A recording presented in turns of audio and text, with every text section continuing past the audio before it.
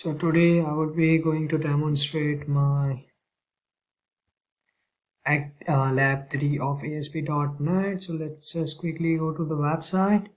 So I already run it and yeah, shortcuts. So you can see over here, that's the one product added into my card, and in the code you can see I have added two controllers over here. That's the cards controller and the values controller. So let's just quickly go to the Postman, get and send, and over here.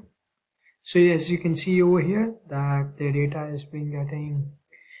So the quantity over here is 3, the price is 222. Let's just quickly run one of the functionality for it. Let's just delete this thing from here. So let's just run the functionality deleting. So sending the request, and you can see over here 220. Okay, so there's no error in that. And let's just quickly refresh the website.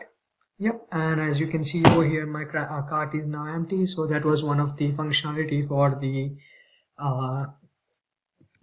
the Postman API. Or with besides this, you can add this quantity on it as well with the help of the post method.